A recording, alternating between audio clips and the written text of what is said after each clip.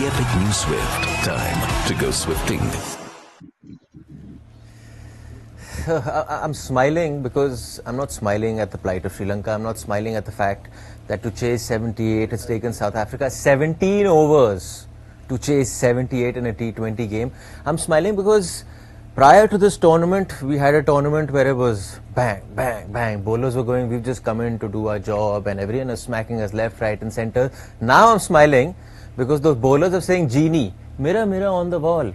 Please give us with a pitch that has everything that you can ever find, and you found that. There is seam, there is spin, the ball is now coming easily on the bat, the batsmen are struggling, that's for a fact, and as a result, chasing 78, it's taken you 17 overs to do so for South Africa. Nonetheless, they've started their campaign in the 2024 T20 World Cup with a win, beating Sri Lanka in the Nassau County Stadium in New York. Thank you so much for joining us on Maruti Suzuki Arena presents ESPN Cricket for Timeout. I'm in the company of Sanjay Manjrekar in the studio, and of course with Farveez Maharoof joining us from Sri Lanka. Sanjay bhai, Genie, I'm telling you sir, after that tournament, all the bowlers have come together. They said, Genie, Genie, Genie, this is the pitch we want, sir. And the pitch has come to the rescue.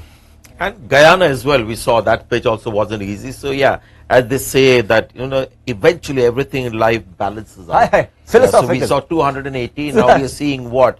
77 and the team getting to 78 to win in the 17th over. So people who wanted to watch 40 overs of cricket weren't cheated that much. They got to see 37 overs of cricket. Unfortunately, the story will be about the batting performances. I'm just guessing. I know you said batting performance, Farveez, because if you look at the bigger picture from this story, yes, Sri Lanka has collapsed to 76. Yes, South Africa has taken 17 overs to get there. I'm guessing the bigger picture is how the pitch behaves, how the pitch is behaving, and how the batsmen are adjusting or not adjusting to it.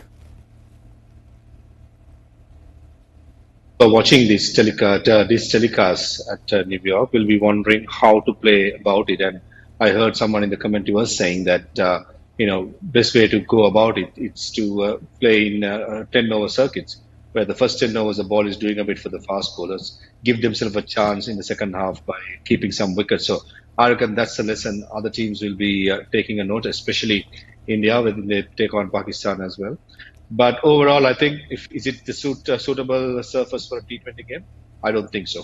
I mean, it's just not good enough for a T20 game as far as I'm concerned. Yes, it has to be a balance between bat and the ball, but this is way too much in the favor of the bowlers. It's not going to be easy for the batters at all, unless you spend about 10 to 15 deliveries in the middle. You get the hang of the pace, and then you can go and smash those big sixes. So I reckon playing in New York is a different challenge for Sri Lanka, not only Sri Lanka, but everybody. And as I said in the middle show, I want to see Sri Lankan fight back and make sure South Africans work hard for their runs.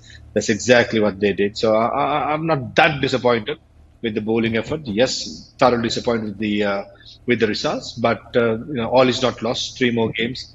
The objective is to win the next 3 games and get to the second round. So I think Sri Lanka, there will be some positive take out of this game. Yeah, I'm just getting breaking news in my ear.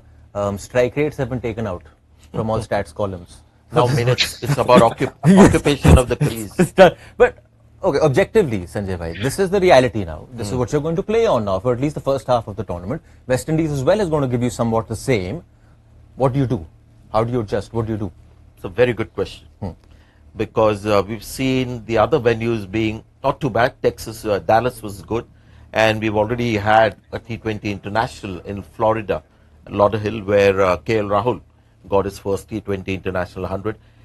I see a problem here for the ICC, because how are you going to change the pitch? It's not like it's underprepared. They've put in a lot of effort to make it, international standard, a good, fair T20 pitch.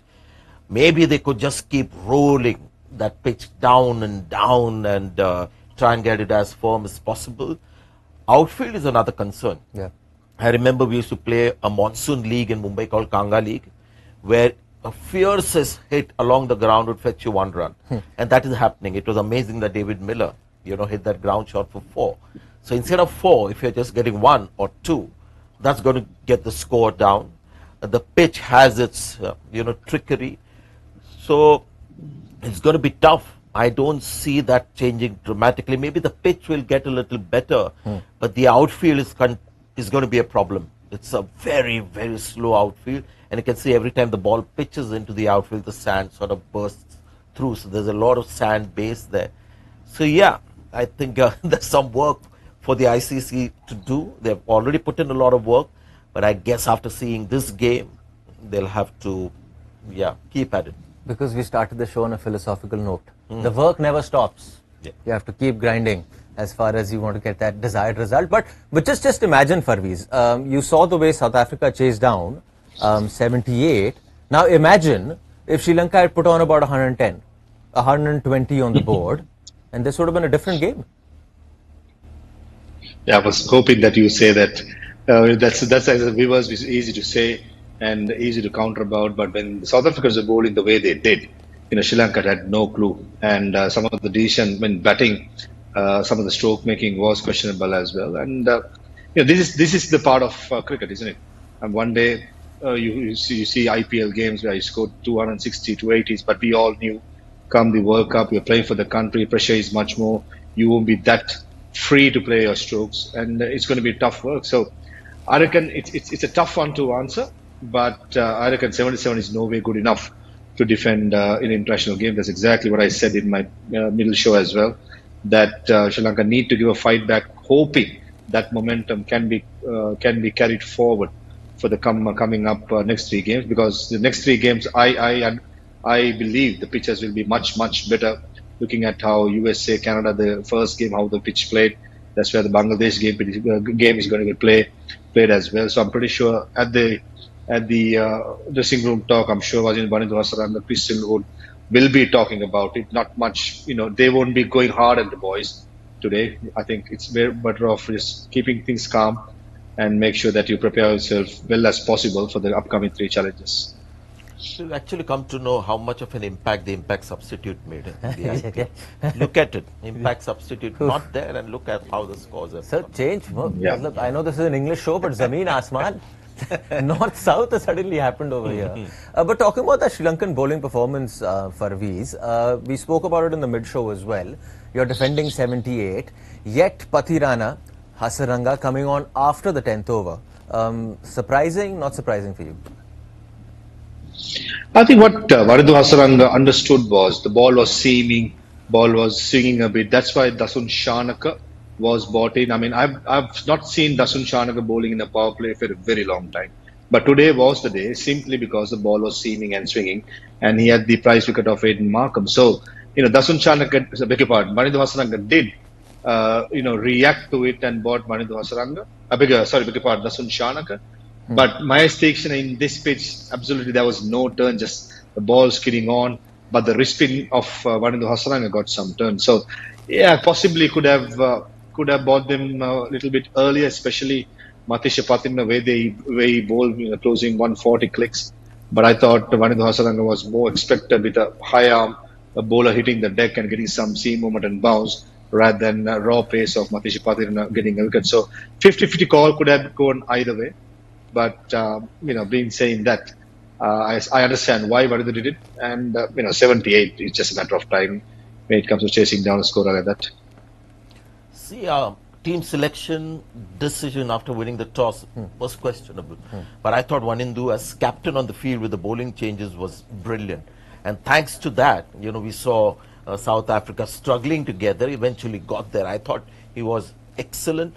He realized which are the bowlers who will make the maximum impact. Going to Dasun Shanaka was a master stroke, but again, it shows his cricket thinking. You needed a bowler who was accurate, hitting the deck, just like we saw with Bathman, and that's why Angelo as well started off. And then the first spinner that he got was himself, and he bowled it slowly. And you saw how the South African batters with hard hands could not manage. Quinton de Kock got out in that fashion. And we saw Tikshana not bowl at all. Yeah. So he actually went horses for courses. And had he realized this pitch is going to play in this fashion, then maybe they would have gone one spinner short and Chamira would have been in that side. And because they batted first, they batted in T20 style, hoping to put the South African bowlers off with a bit of adventure with the bat. Had they batted second, they would have batted differently. So those kind of decisions could be maybe rectified, but on-field captaincy by Vanundu was one real positive. Same for you, Farveez, because he comes across a guy who backs himself. He takes the decision. Right or wrong is a different thing, but he goes for it. He backs himself and he's going for it. I 100% agree with what Sanjay said. Sri Lanka did misread the pitch as far as I'm concerned. That's why, because if you had read the pitch, you can't blame Sri Lanka much because the first high intensity game. Yes, India Bangladesh game was a practice game, high intensity game. Don't know what to do. Possibly took that bold call by batting first, backfired. But if Sri Lanka had known this pitch will behave like this, they would have definitely added Dushmantha Chameera in the playing 11 instead of my station. That would have happened because Dushmantha's pace, with his size, with his bounce, could have caused a lot of problems for the South African batters. Though the South African batters are quite conducive for pace and bounce, but this bounce is quite hard for a batsman, especially with that soft ball sort of a bounce. Is never easy for a batter. So I thought, in that way, yes, Sri Lanka could have gone, but I understand why they did it. And as Sanjay Bhai correctly said, Vanundu Hasaranga's captaincy was very impressive. I did mention before as well, he's someone who's very aggressive. He's naturally aggressive, even in his normal life, day-to-day life, he's an aggressive person. And you can see him elaborate on that. Farveez would like to know how is he aggressive in his day-to-day life. Give me the coffee. Very interested now. The thing is, he comes through a family where from down south. Usually they're quite calm, collective, laid back. With Vanundu Hasaranga, is someone that carries that from his younger days. I've known that boy since he was playing under 19 days. I've played a lot of club cricket against him. He's someone who has played a heart out. And whenever it's a given opportunity to play first class cricket, I remember when he was playing for RCB, he played the last game and he came to Sri Lanka and he had a 1-day break and he had to play a 4-day game for his provincial. He could have easily skipped it because it's just a game where there's not much intensity was given, especially with Vanundu's team is already chosen for the final. But instead of resting, the boy came in, had a 1-day rest and played a 4-day game.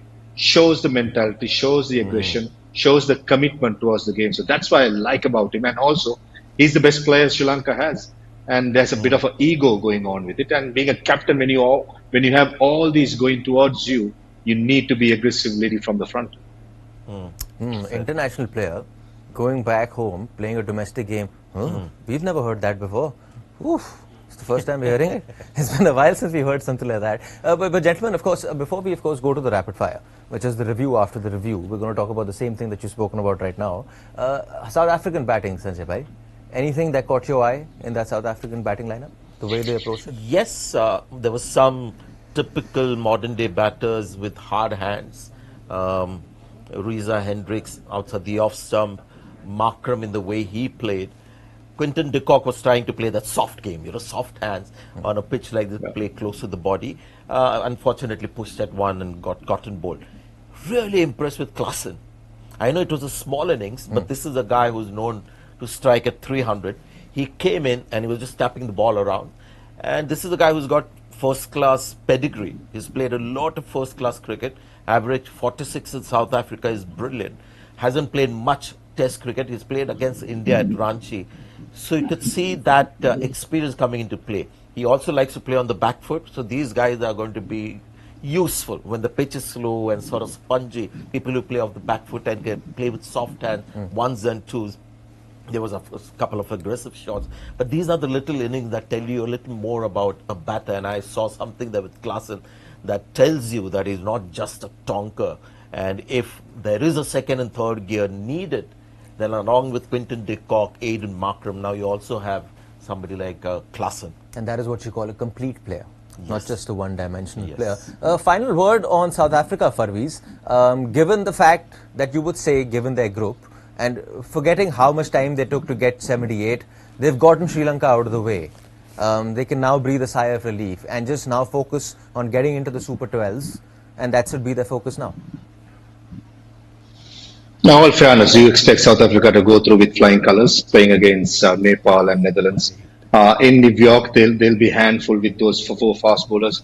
Mind you, they got another fast bowler in Gerald Coetzee, who could bowl 140 clicks as well. So they got a real face battery, ideally suited for New York pitches, and they play 3 games. So I reckon they are quite comfortably sitting, as one team to go from the Group D. For the other is where it's get tricky and interesting. Sri Lanka, I mean, they are seeded already. They are D2, but they need to pull up their socks against Bangladesh up in Dallas to win that game somehow. And we saw in the warm-up game, Netherlands beating Sri Lanka. So Sri Lanka will have that in the back of their mind as well. Netherlands game won't be a walk in the park.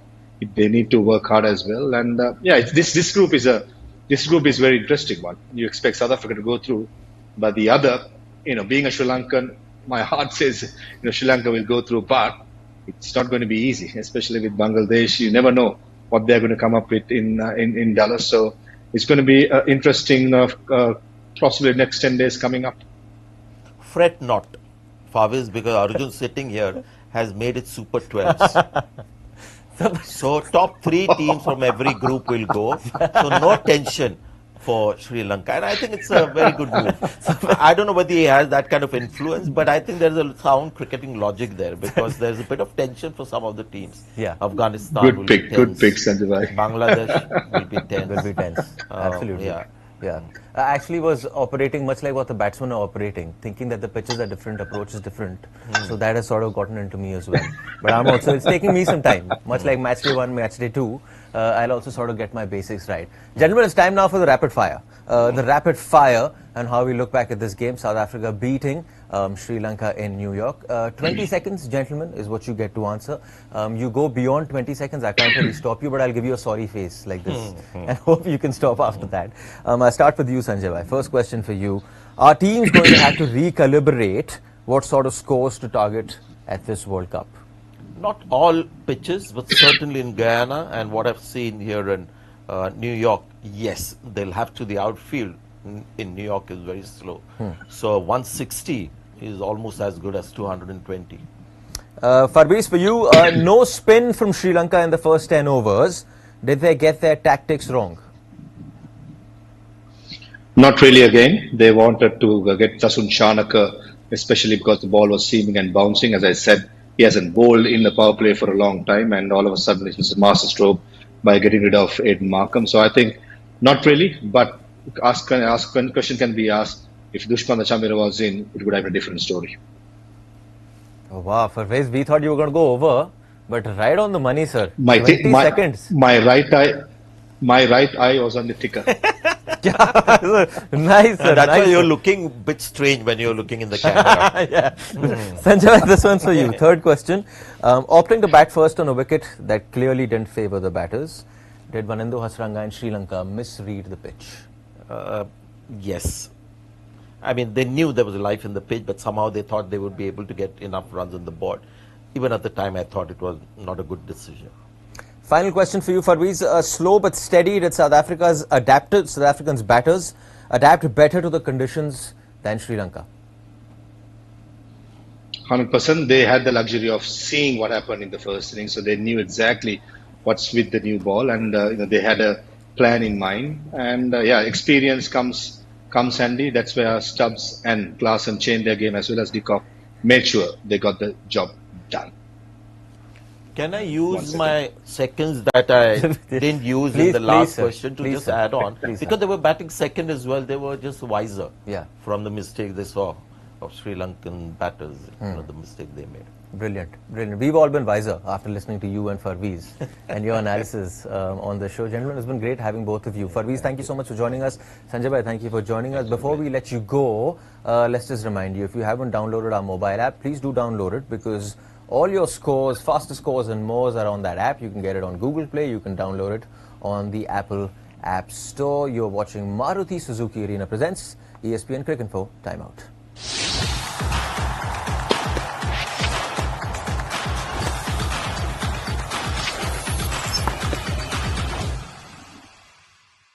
Introducing the epic new Swift. Time to go swifting.